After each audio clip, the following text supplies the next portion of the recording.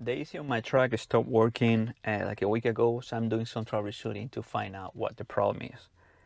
The first thing I've done is check the fuses on the air conditioning compressor clutch, battery regulated voltage control, and the module battery pack, which all of them were fine. The compressor seems to be running when the AC is on, so I most likely think I have a problem with some sort of leaks. But I think that I found where the leak is, so let me show you. So right there in this well there is a small pinhole, and actually you can see some moisture around the pinhole where the refrigerant has been leaking, and I have wet all this area. To see if I have more leaks than the one in the condenser, I'm gonna add Freon with ultraviolet leak detect, so by the use of a black light I should be able to find all the leaks if there is more than one. But first I'm going to measure the pressure in the low pressure side on the AC system, which is this plug right here.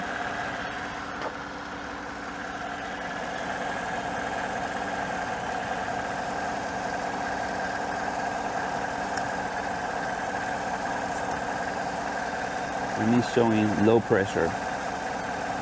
So yeah, I'm losing gas, at least in the condenser. Don't know if somewhere else.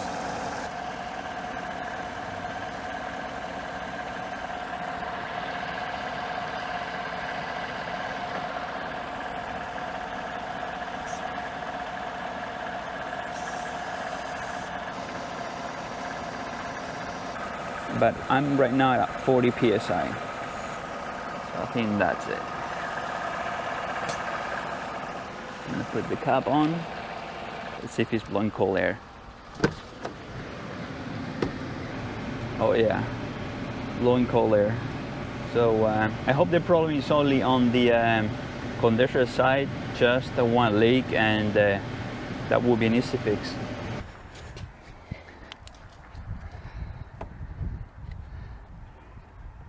So right there we have a leak.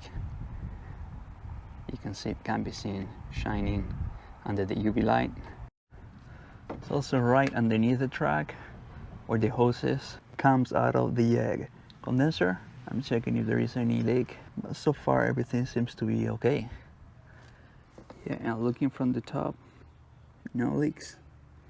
In this side either. So I will say 100% the problem is in the condenser. So here I have the radiator with the seals and air conditioning compressor fluid. So these first 5 inches or so are the transmission fluid, cooler, and the rest is the condenser. And this is the new upgraded version. It's a different design, so it shouldn't leak. There is no weld in this area anymore. The first part that I'm going to remove to access the radiator is the air box.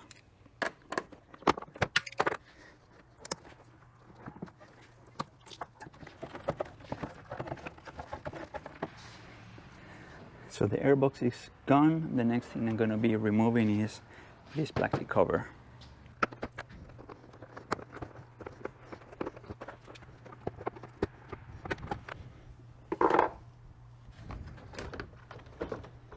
And this is coming out. So I'm going to be cleaning as I go, because these are parts that I don't reach out easily. So everything is going to be clean by the time I get it all back together. All right. Next thing, I'm going to be removing this crossmember.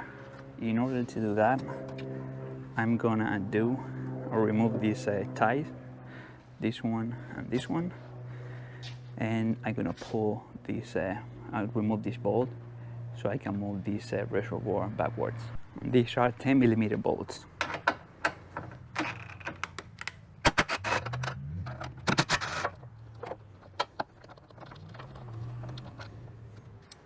I'm gonna do the one the driver's side.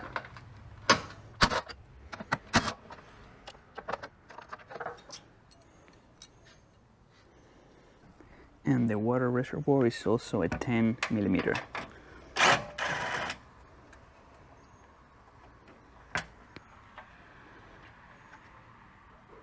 So there is not much that I can move it back because I have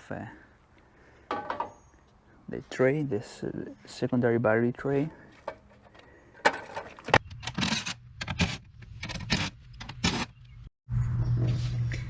So there's no way to remove the tray without removing the fuse box first. So I'm not gonna get into that. I'm just gonna try to see if I can, if this play should be enough. Let's give it a try. Removing this cross member is very simple. There are 3 bolts in each side, 3 bolts underneath on the driver's side. These 2 holding the radiator need to come out, and this one in the front, and then it will be free. So because this is just the removing bolts, I'm just gonna go quickly through it. So there are 3 underneath here, 2 and 1 right there underneath. Same in the passenger side. Then this bolt right here. Same one over here, as well as the one at the front.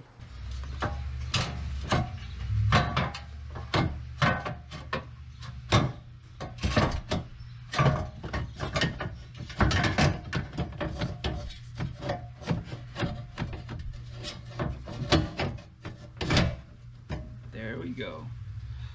I'm winning. All right, so now I'm going to disconnect the radiator lines to the cooler.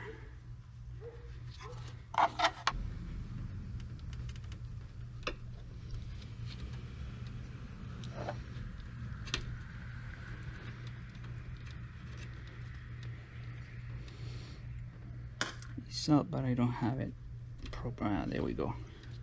And now by pulling this line, some transmission fluid is gonna come out. So I'm just gonna put a paper towel.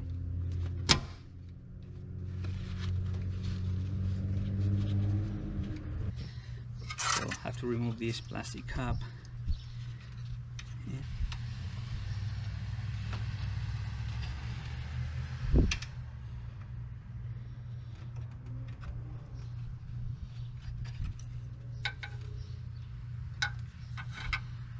Here it is, and it came loose. All right, so first I'm gonna undo this bracket right here with this bolt M10.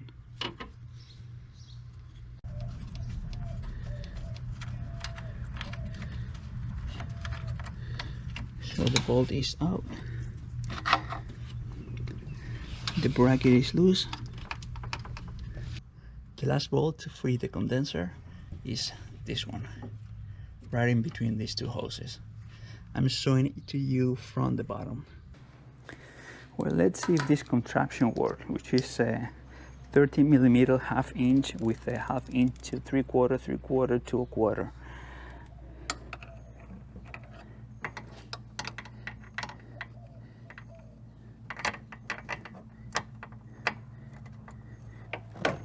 Yes.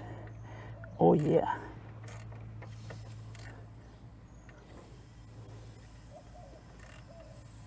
There's still a little bit of gas inside, not much.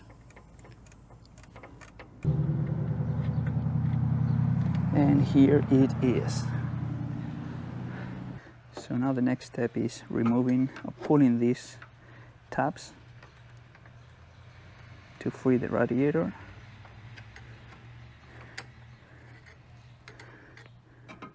Basically it's pushing this one inward and pulling up. All right, out.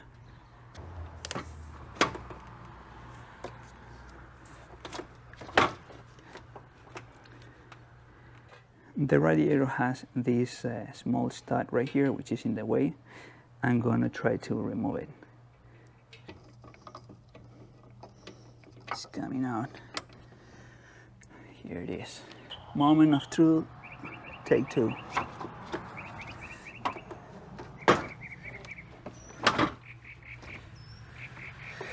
Ta-da!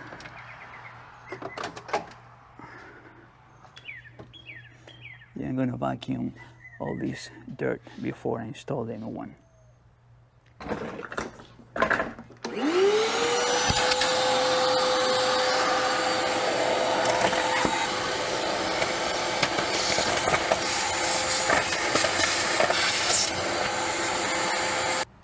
So before I mount the new radiator, the bottom side needs to slide inside this clamp and in this one, and they have both in the driver and passenger side. This one is M5, but the old one I was able to take it out with a metric 5.5, although it is not as such. Well, it has taken me so far an hour to remove the oil condenser. Now what I'm going to do next is, the oil condenser has this plastic cover in the sides that I'm going to remove and install in the new one.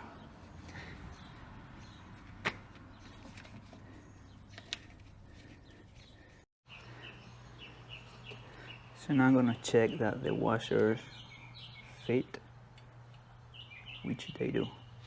Perfect. I already installed the plastic covers in the side of the radiator, so now let's put it back in. All right, let's go.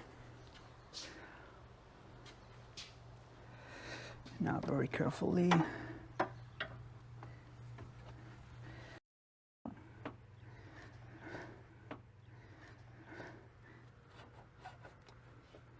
Sits where it has to sit. Okay, the upper side is okay. Now let me see the lower side. All right, this side is in.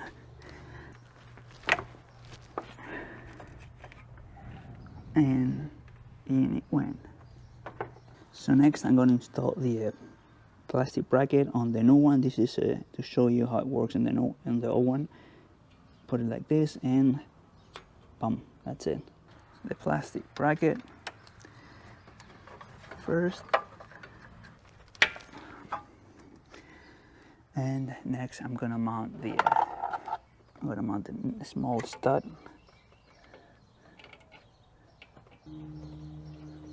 I don't know if it can be seen from the bottom, but it's in already.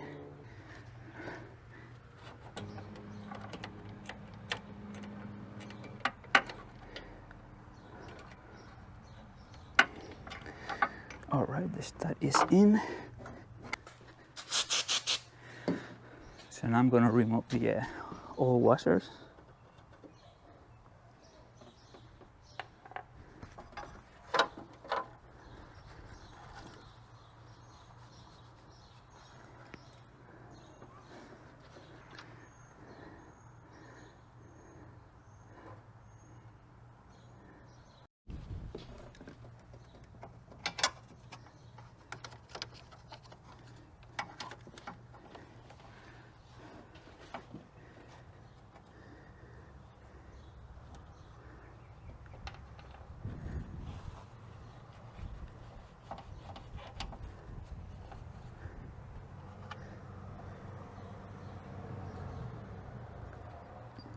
And the washer in. So I'm gonna tighten the plastic bracket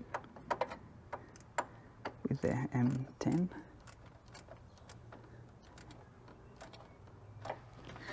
The big at the top, the big at the top, the big hose at the top.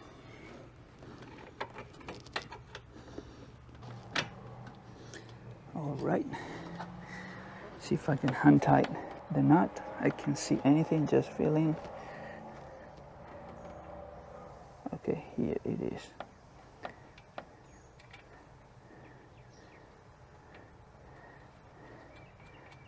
And now using this contraption of tip sockets, let's get it in.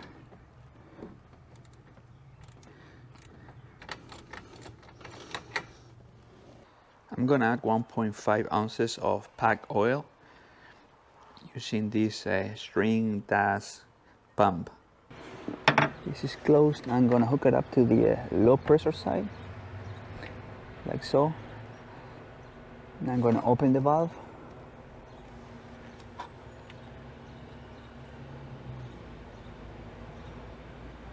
And I'm gonna pump the compressor fluid. Because of the system is not charged with gas, it goes very easy. There is no back pressure. With this pump, you can charge or put some oil in the system with gas in it. So close and remove. So before I install all the components back on the engine, I'm gonna pull a vacuum, which I have connected to the high pressure and low pressure, just to check if the system is airtight.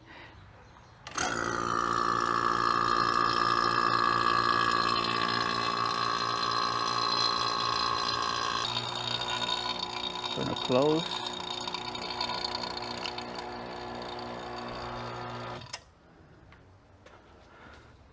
And I have 30 inches of mercury. I'm gonna let it sit for half an hour and see if it stays like that. So the system after 1 hour is airtight, so I'm gonna start to assemble the engine back.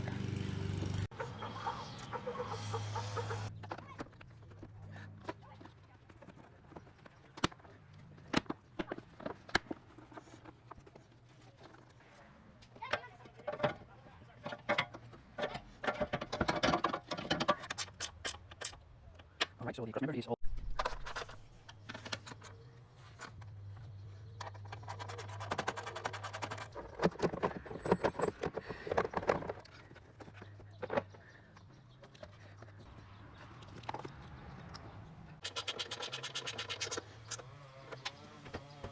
The last component. Completed.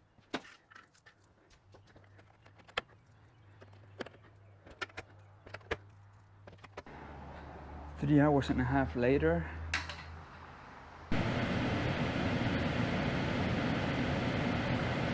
Now we're talking.